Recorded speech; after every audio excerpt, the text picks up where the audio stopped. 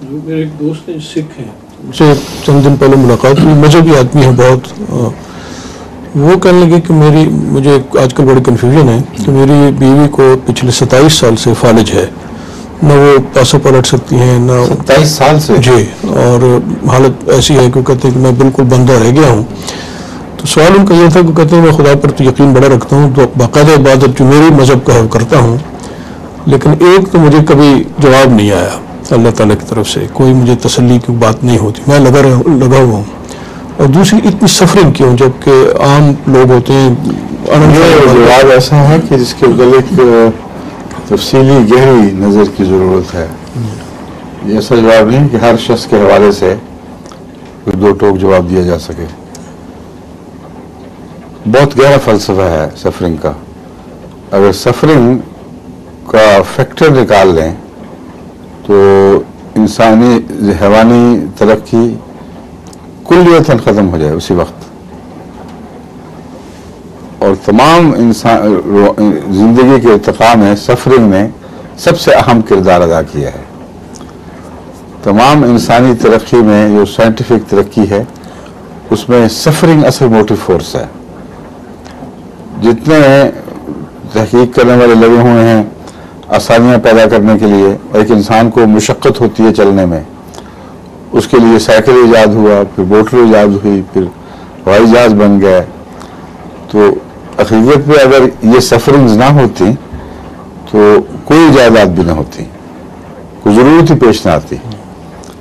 یہ بہت لمبا گہرا مضمون ہے. اس کو میں نے اس کتاب میں جو ابھی طبع نہیں ہوئی اس میں زوروسٹرین کے چیپٹر کے نیچے تفصیل سے اس کو زیر بحث لایا ہوں.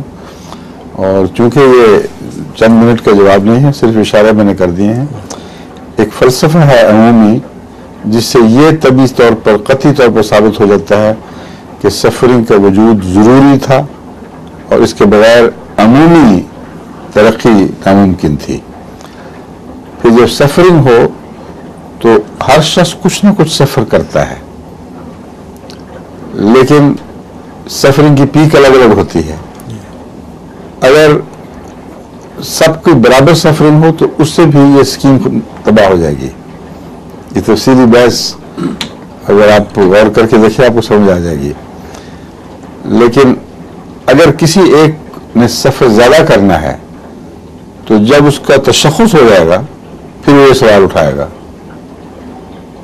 کہ کیا خدا نے یہ کیوں کیا. اور اس کا یہ سوال اس لیے ناجائز ہے کہ جبکہ دوسرے لوگوں کی بیویاں اسی طرح سفر کر رہی تھیں تو اس وقت اس کے دل میں کوئی احساس پیدا نہیں ہوا. سفرنگ جتنا قریب آتی ہے اتنا انسان پرسنلائز کر کے اس کو خدا پر اعتراض اٹھاتا ہے. لیکن یہ ناممکن ہے کہ سفرنگ کا وجود ہو اور کوئی بھی سفر نہ کرے.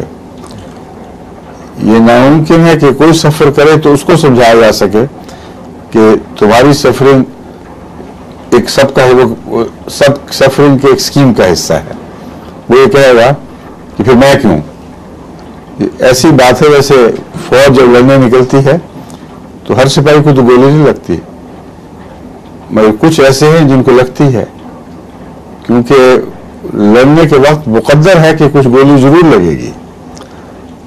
اب ایسے سپاہی اپنے جب انہوں نے جشن منایا تھا دیکھے تھے، اچھے بھلے ویسے صحت مند ویل چیئر پہ چل رہے ہیں، کوئی ٹیڑھا ہوا ہے، کسی کو فالج ہوا ہے، کسی سے بات نہیں ہوتی، صرف اس لیے کہ جنگ عظیم ثانی میں ان کو گولی لگ گئی تھی.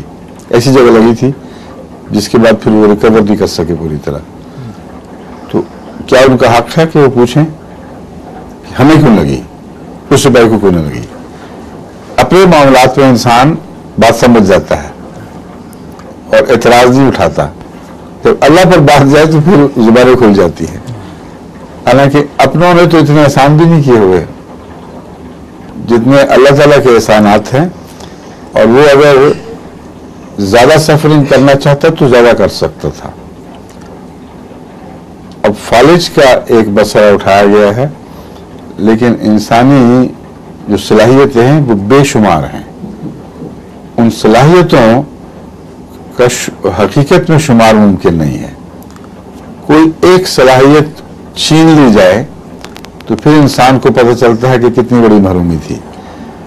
تو سفرنگ کا ہونا احسانات کی طرف بھی تو توجہ دلاتا ہے. اب ایک آدمی بے حد خوبصورت ہو اور کانا ہو تو ہر لحاظ سے خوبصورت ہے، وہ کانی آنکھ جو ہے وہ لوگوں کو نہیں پا رہی. ایک ناک کٹ جائے، بات بھی کر سکتا ہے، سب کچھ ہے، لیکن ناک کٹا ہوا ہے، اس میں کیا کمی ہے؟ باقی ہر انسانی صفات ہیں، ذہن ہے، طاقت ہے، کماتا ہے، لیکن نکٹے کے ساتھ شادی بڑی مصیبت ہے.